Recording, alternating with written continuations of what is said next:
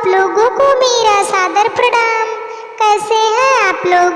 आज की हमारी कहानी है शीतला माता की सच्ची कथा। यह कथा बहुत पुरानी है।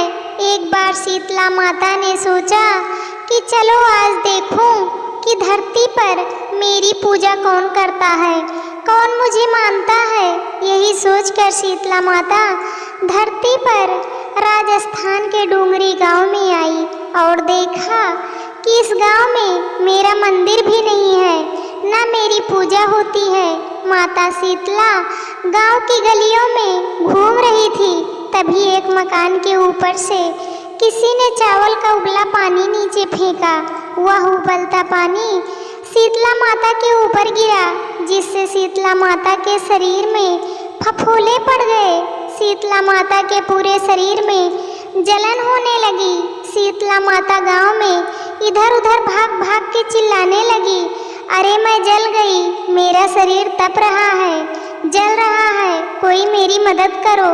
लेकिन उस गांव में किसी ने शीतला माता की मदद नहीं की। वहीं पर अपने घर के बाहर एक कुम्हारन बैठी थी। उस कुम्हारन ने देखा, अरे यह बूढ़ी माई तो बहुत जल गई हैं, इनके पूरे शरीर में तपन है, पूरे शरीर में छाले पड़ गए हैं, यह तपन सहन नहीं कर पा रही हैं।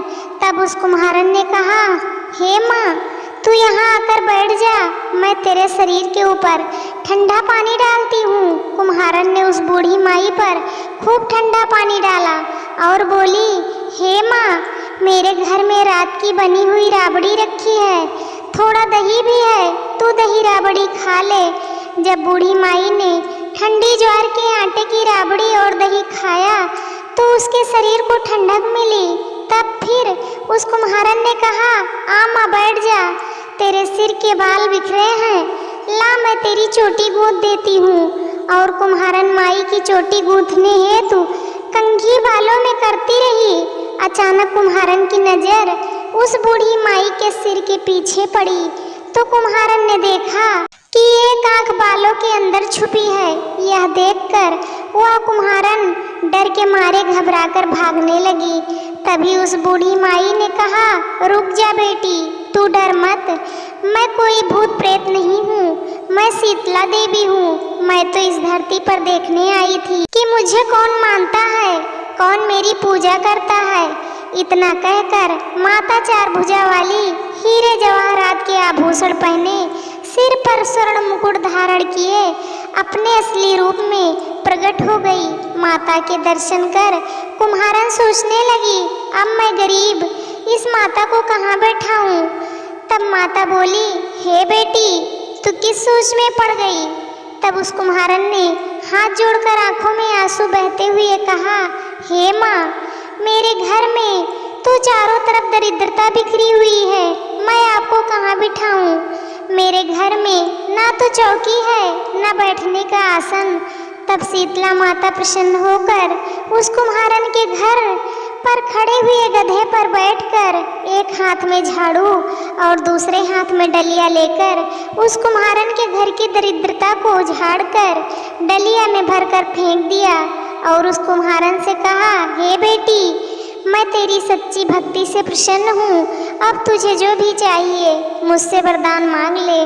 तब कुम्हारन ने हाथ जोड़कर कहा, हे माता, मेरी इच्छा है कि अब आप इसी डूंगरी गांव में स्थापित होकर यहीं रहो और जिस प्रकार आपने मेरे घर की दरिद्रता को अपनी झाड़ू से साफ कर दूर किया, ऐसे ही आपको जो भी होली के बाद की सप्तमी को भक्ति भाव से पूजा कर और आपको ठंडा जल दही बासी ठंडा भोजन चढ़ाए, उसके घर की दरिद्रता को साफ करना और आपकी पूजा करने वाली नारी जाति का अखंड सुहाग रखना, उसकी गोद हमेशा भरी रखना।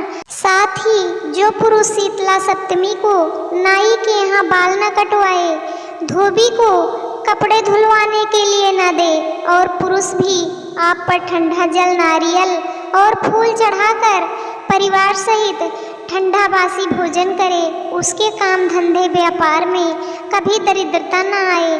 तब माता बोली, तथास्तु बेटी, जो तूने वरदान मांगे मैं सब तुझे देती हूँ।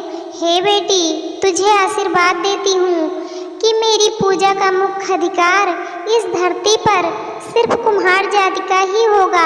तभी उसी दिन से डूंगरी गांव में शीतला माता स्थापित हो गई और उस गांव का नाम हो गया सील की डूंगरी। सील की डूंगरी भारत का एकमात्र मुख्य मंदिर है।